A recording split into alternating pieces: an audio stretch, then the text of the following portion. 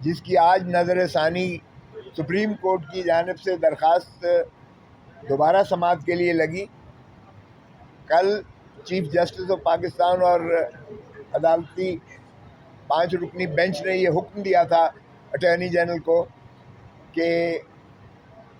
Barrister Ali Zafar صاحب کی ملاقات عمران خان صاحب کے ساتھ اڈیالہ جیل میں کل ہی کرائی جائے، چونکہ یہ ان کی طرف سے استدعا ہوئی تھی کہ مجھے اپنے سائل سے انسٹرکشنز لینے کی اجازت دی جائے. ہم اس میں رسپونڈنٹس ہیں، مدعا علیہ ہیں عمران خان صاحب اس پٹیشن میں. اور یہ پٹیشن آپ کو علم ہونا چاہیے کہ جس سیاق و سباق میں ہوئی تھی اس میں 63A کا کوئی چیلنج نہیں تھا سپریم کورٹ کی جانب سے، اور یہ زید المیعاد بھی ہے. یہ درخواست بھی میعاد سے متجاوز جو ہے میعاد جو دی گئی ہے آئین اور قانون میں، اس کے بعد میں یہ دائر کی گئی. اور اس وقت جو کہا گیا تھا وہ دراصل وہ اس سیاق و سباق میں کہا گیا تھا کہ جناب یہ سارے کنٹینرز لگا دیے ہیں، انٹریز بند کر دی گئی ہیں، law and order situation create ہو گیا وغیرہ وغیرہ. یہ چیزیں حائل نہیں ہونی چاہیے، بنیادی حقوق کے متصادم ہے. 63A کا کوئی ذکر، کوئی نالش سپریم کورٹ کی اس پٹیشن میں نہ تھا جو ہائی کورٹ جو سپریم کورٹ میں کی گئی تھی. اور اب جو سپریم کورٹ میں کی گئی ہے وہ بھی بغیر ایگزیکٹو سپریم کورٹ کی باڈی کے، نہ جنرل ہاؤس نے اس کی اجازت دی، پرمیشن دی، نہ ایگزیکٹو کمیٹی نے اس کی اجازت دی کہ اس کی جو ہے یہ ریویو کی جائے، نظر ثانی کی جائے. اور یہ چونکہ صدر جو ہے سپریم کورٹ بار ایک مخصوص طبقے کو نمائندگی کر رہے ہیں، اور وہ اس وقت حکومتی ماشاءاللہ جو ہے پلیٹ فارم کے اس وقت اسپوکس پرسن بنے ہوئے ہیں، اسی لیے جو ہے انہوں نے اپنی جانب سے یہ نالش کر دی اور 63A کو لے آئے. آج جب علی ظفر صاحب نے بتایا کہ جناب آپ کے حکم کے تابع میری ملاقات چیئرمین عمران خان صاحب کے ساتھ، سابقہ وزیر اعظم کے ساتھ عمران خان سے اڈیالہ جیل میں کرائی گئی، لیکن وہ ایک کلائنٹ اور موکل اور وکیل کی ملاقات نہیں تھی. اس میں یہ بدستور جو ہے یہ اسٹیبلشمنٹ کے لوگ کھڑے رہے، پولیس والے لوگ یا جیل کے عملہ جو ہے وہ 3 لوگ کھڑے رہے، باقاعدہ سر کے اوپر کھڑے رہے، اور کوئی چیز جو ہے جو پرائیویسی درکار تھی ایک موکل اور ایک وکیل کے درمیان وہ ملحوظ نہیں رکھی گئی ہے. باہر کیف انہوں نے کہا کہ ٹھیک ہے، وہ اس کے باوجود عمران خان صاحب نے استدعا کی ہے کہ مجھے ذاتی طور پر اس کیس میں سپریم کورٹ سنا جائے. اور آپ کو یاد ہوگا کہ بھٹو صاحب کو بھی یہاں اسی سپریم کورٹ نے ریویو میں ہی نظر ثانی میں سنا تھا، اور بھٹو صاحب کو سیر حاصل سنا گیا تھا، کئی دنوں پر سنا گیا تھا. لیکن آج عمران خان کی جانب سے جب علی ظفر صاحب نے، بیرسٹر علی ظفر نے یہ استدعا کی کہ ان خان صاحب نے کہا ہے کہ مجھے ذاتی طور پر سنا جائے اور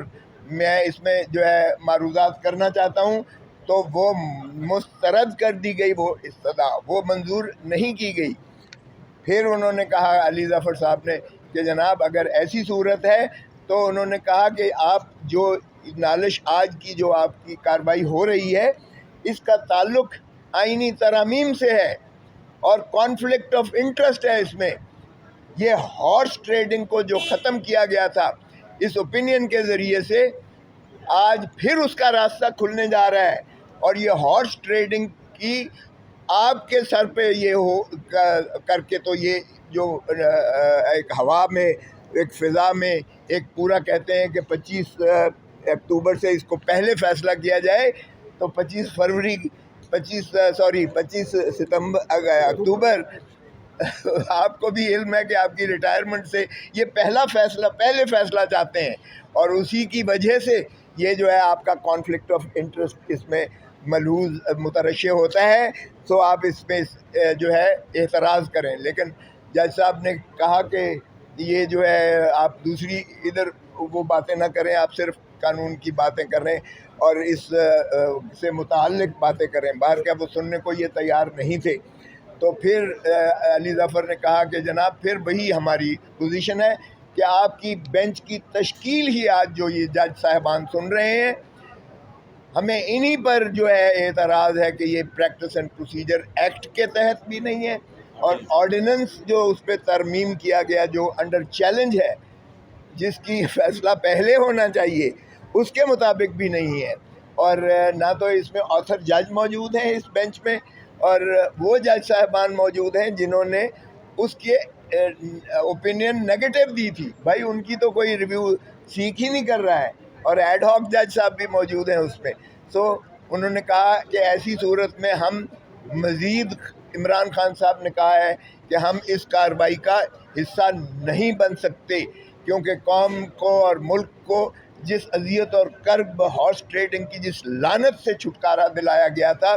یہ ہوا میں، یہی فضا میں یہ باتیں کی جا رہی ہیں کہ اس کو دوبارہ ریسٹور کیا جا رہا ہے، تاکہ ہارس ٹریڈنگ کے ذریعے 2/3 جو ہے وہ اکثریت پوری کی جا سکے، پاکستان تحریک انصاف کے لوگوں کو اٹھایا جا سکے، اور اٹھا کر ان کی وفاداریاں تبدیل کر کے زر اور زور کے بنیاد پر جو ہے 2/3 حاصل کر کے، اور پھر مفاد کس کو ہوگا 25 اکتوبر سے پہلے. سو یہ زیادہ کہنے کی ضرورت نہیں ہے. تو اس چیز پر انہوں نے کہا کہ ہم مزید ان کارروائیوں کا، خان صاحب، عمران خان صاحب نے کہا ہے کہ ہم اس کا حصہ نہیں ہو سکتے، کیونکہ ہم جس لعنت سے، جس ہارس ٹریڈنگ سے،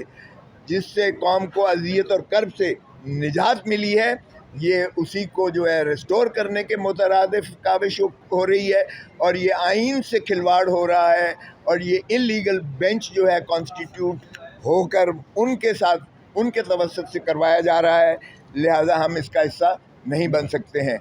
تو پھر چیف جسٹس صاحب نے کہا چلیں تو پھر ہم آپ کو امائکس بناتے ہیں. امائکس یعنی آپ as a friend of the court, as عدالتی معاون کی حیثیت سے آپ جو ہے پھر ہماری معاونت کریں as an officer of the court. Officer of the court کی حیثیت سے انہوں نے بطور، چونکہ وہ سینئر وکیل ہیں اور ظاہر ہے کہ سپریم کورٹ بار کے سابقہ صدر بھی رہے ہیں، اور اس وقت وہ سٹنگ سینیٹر بھی ہیں، ان کی وابستگی پاکستان تحریک انصاف سے پر اپنی جگہ پر، لیکن انہوں نے اپنے تئیں چونکہ اس پیشے سے منسلک ہیں، he is wedded to the profession of law since his father and forefather, اس لیے انہوں نے بہرکیف امائکس کیورائی کے طور پر، عدالت کے معاون کے طور پر، انہوں نے جو ہے چیف جسٹس صاحب نے اور ججز نے کہا کہ آپ ہماری پھر معاونت کیجیے گا. اس پر انہوں نے پوچھا شوکت پریزیڈنٹ سپریم کورٹ بار